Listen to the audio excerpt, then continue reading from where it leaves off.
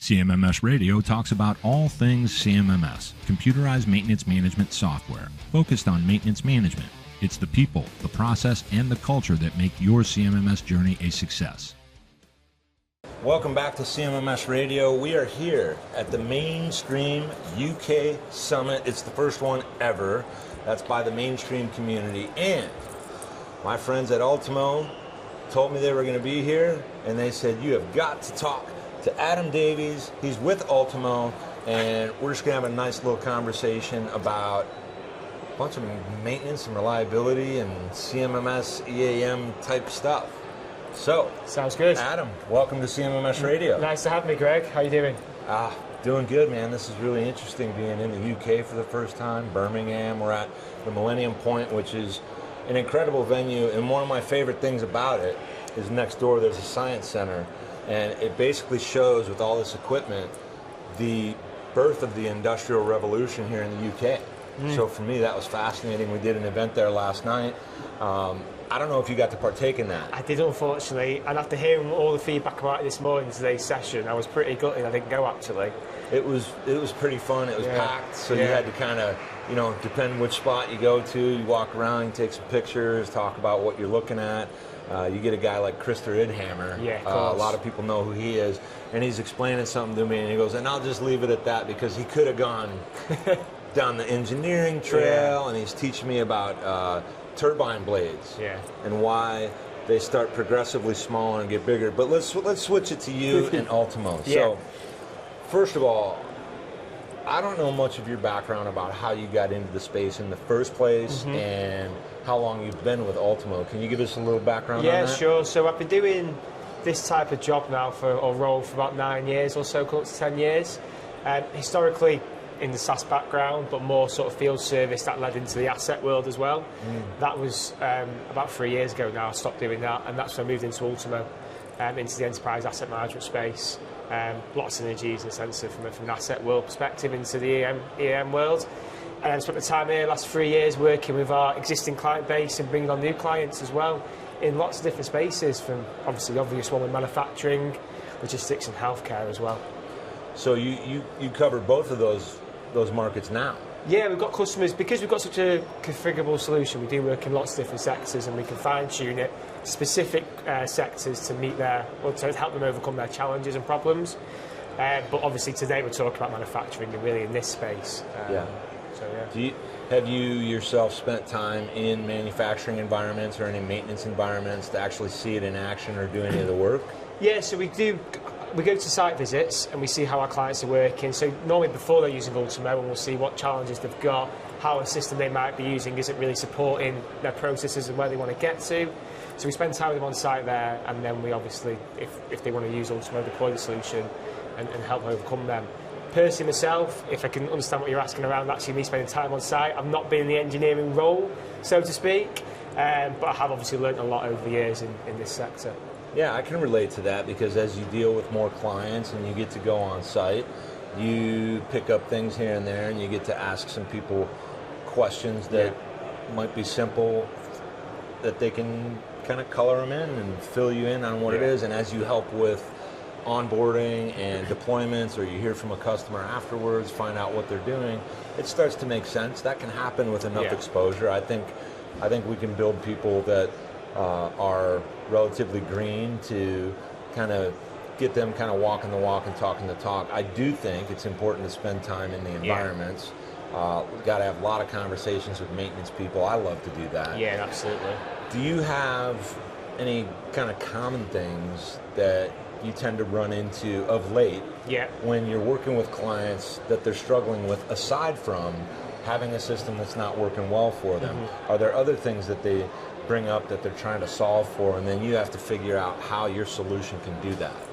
Yeah, it's a good question. I think one of the main ones for me when we're talking to clients on a daily basis is, obviously you've got the maintenance side of the business that you're talking about, and aside from that, it's how it connects to the rest of the business and the rest of the organisation and the data and what that means for the rest of the business. So an example of that is we quite often find these siloed departments.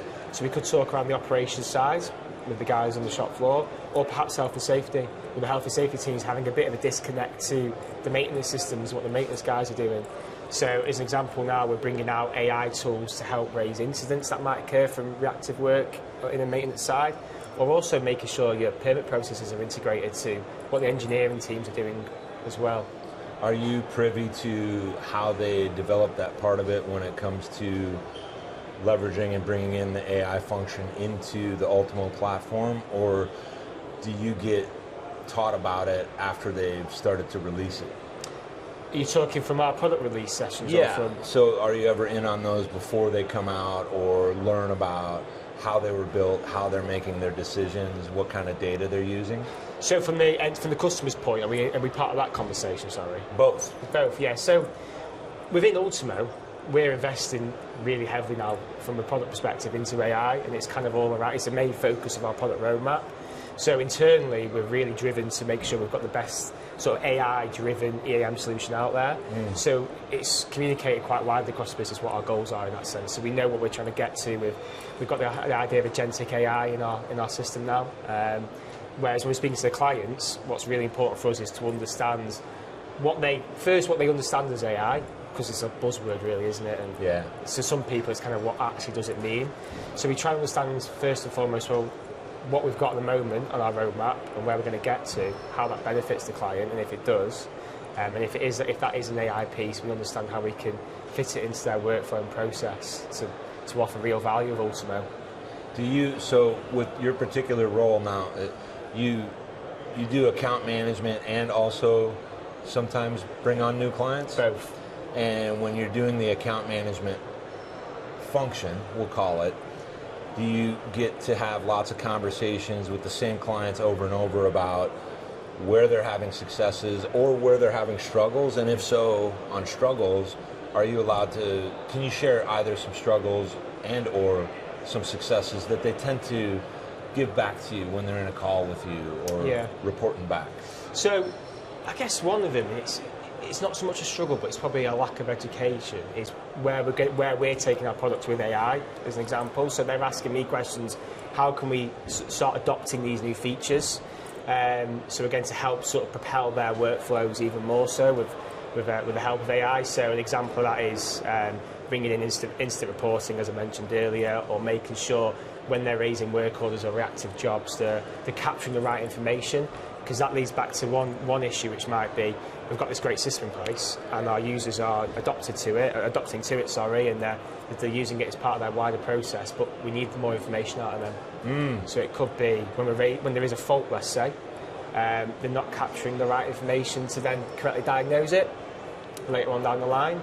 So we can, with the inbuilt AI we have now in the system, we kind of suggest and suggest to the users what the diagnosis could be, so that when you're managing that job in the back end, you've got a much rounder picture of that.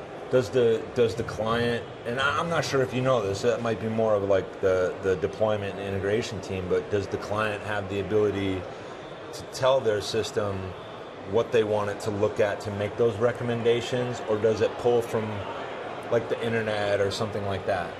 It's built on the back end of what's in the system, essentially. Okay. So we have a lot of the information there, and it's works, and then it uses previous job information, the history within the system as well. Okay. So it's constantly learning. So it's, if I were a client and I'm using Ultimo and I'm in a production environment, whatever number of machines, and I'm starting to get these different events, failures, breakage, and then my database, as it's populating more and more with data, the AI function is going to look at my stuff. It's not going out randomly and just pulling a bunch of garbage. It's based on what I've already done, and then does the client have the opportunity to then go in and feed it information? Yeah. Like, hey, when we're doing this procedure, we want to add these two factors. Precisely, yeah. I mean, a good example of that is, if let's use an example of a fault, a repeat fault that's already happened, but already actually logged in the system. As you're raising that and you're looking at the job information on the screen, it'll say, hang on a second, you've already got 2 free open work orders here. We'll pull that information in. It'll say already if you've got maybe a part's already ordered already for that work order, if it's open, let's say, and not resolved. So again, it's preventing you from repeat work orders there. It's taking information that's already within the system to cut down that process. Yeah, yeah. And I always ask these questions because I think every system has its unique ways of functioning, and I'm interested in how clients, if they're doing it right and they have standardization, that they can massage what it's learning, or maybe tell it, hey, you got this wrong, we don't want you to do that again, we want you to look over here, so that the AI itself can become more of a difference maker instead of just putting them on the wrong kind of path. One of my friends, his name's Joe Anderson, with this awesome company called Reliability X, and he gives this example when you have your CMMS that's communicating with some condition monitoring, and somebody drives a forklift by and they bump something, or maybe a physical person bumps like a shut off or something like that, and something gets tripped or triggered as a result, feeds in, creates an event, maintenance goes out, and we find out somebody just bumped something. This was like a big nothing burger, and we just lost, let's say, an hour across 2 people, maybe we stretched that to 3, now we got 3 lost man hours and a bunch of other stuff that couldn't get done. And people think, well, you're only talking about 3 hours here, Greg, but the reality is you do that a couple times a day, multiply that by a couple of weeks, stretch that out throughout the year, and you got a lot of waste. Yeah, absolutely. So you ever hear stories of like false anomalies and things like that? Yeah, absolutely. And we've incorporated with some of our partners that type of technology as well. So sort of condition-based monitoring, those sort of aspects. So the example you made there is one that's commonly used actually. Yeah. So if there's a big bang on any sort of machinery, maybe whether it's a conveyor, let's say, something like that. The big bang, but actually it's still working, but you want to know what's gone on. Straight away, there's a fault already logged into Ultimo. The engineering team can pick that up before anyone's really noticed there's a problem. And then you're obviously reacting that much quicker, limiting that downtime at that point then, so obviously the cost reduction, hopefully, is minimal. Well, and the other thing I'm thinking about is, what if that happens a couple of different times at the right times to cause people real disruption, such that the next time when it's real, they don't pay attention. That's true. That's something you have got to be mindful of that, haven't you? So again, I guess it all depends on how you manage the data, but you've got to ensure as well the processes are followed by the engineering team. Yeah. Because it's all well and good having these systems put in place, but in that scenario, if they're going to start ignoring the alarms, that's more of a process challenge, isn't it? Yeah, and behaviors, and really going back to the basics and saying, hey, what are we doing here? And then they can voice those concerns. Hey, we had 4 different trigger events, and those distractions, we don't believe this thing. And then you got to get to the bottom of it, get them to re-buy in. That gets harder and harder. Let's switch the conversation a little bit. So you're here at Mainstream UK Summit. Been down in the booth. There's people coming through. Are there any common questions, concerns, or interesting type conversations you can share without like naming names? But I'm kind of curious how the event has been for you and your team, and what kind of topics are coming up with people that hit the booth. Well, it's been great actually, because there's a mixture of people here, a mixture of roles, all in the sort of common area. They're all very focused on asset management and the engineering side of that. What's great about this event so far is when we go to sort of the larger events, you get a real mix of people come in.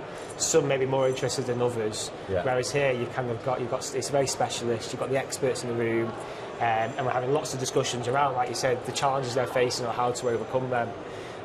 So again, one of I think the big, I don't want to go on too much about AI, but that is the big buzzword today. Really, everyone's talking about that. There's lots of different talks around that as well. So then because of that, we're having people come to our stand and saying, hey Adam, how are you developing Ultimo into this? Because let's face it, there's lots of asset management solutions out there. We want to make sure we're known to be a cutting edge one, a cutting edge forefront of the market. So that's why our big piece today is around AI.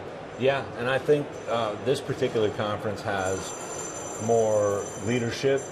And you get those types of questions where they're genuinely interested in how you're approaching it versus how they're approaching it versus how they're approaching it, because they want to understand if there's similar thinking, or they might want to find out if there's a way to learn more because they're hearing something that they haven't heard from anyone else, so they could be intrigued. That's what the conversations are all about.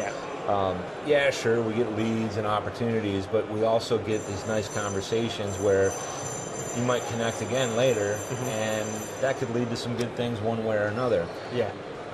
any last takeaways as you kind of describe what you're going to take away from the mainstream UK Summit, and just a way for us to kind of wind down the episode? Yeah, I think one of the main takeaways I've got is, I guess it's really exciting to see where the industry wants to get to as a whole. There's a lot today. There's a lot of talk around technology, not just what we're doing at Ultimo, obviously. Lots of different tech partners or tech suppliers here. It's exciting to see where the industry is going to get to, really, where they're really trying to get to when we're looking at sort of broadening the technology usage, the functionalities, the features, and how it can really streamline all these asset management processes we're talking about today. Yeah, no, it's good stuff. It's a unique conference in my experience. I'm really excited to see what happens when they do it again next year. Yeah. I want to give a quick shout out to Lindsay Rojas. Yes. And I also want to remind everyone that Ultimo, they are in fact friends of Nano. We're talking about Nano Precise, so also shout out to Kevin Clark and the team over there. You guys were part of a special production that I did about a week and a half ago. Oh, wow, okay. At SMRP, and I just want to remind folks of that. But as we close out, we're here at the inaugural, the first ever mainstream UK Summit in Birmingham, and I hope you've enjoyed this episode. And Adam. Thank you very much. Adam Davies with Ultimo, thank you for being here with me. No, it's been great. CMMS Radio. All right, brother. Cheers, thank you. You got it. Did you find this episode helpful? Please send us some feedback, suggest a topic, or ask a question. Reach out to CMMS Radio if you need a co-pilot on your CMMS project. Visit CMMSradio.com and use the What's on Your Mind link. Thank you for tuning in to CMMS Radio, your resource for all things CMMS, from selection to implementation, to help you make better choices, learn from industry experts, and have a successful CMMS journey.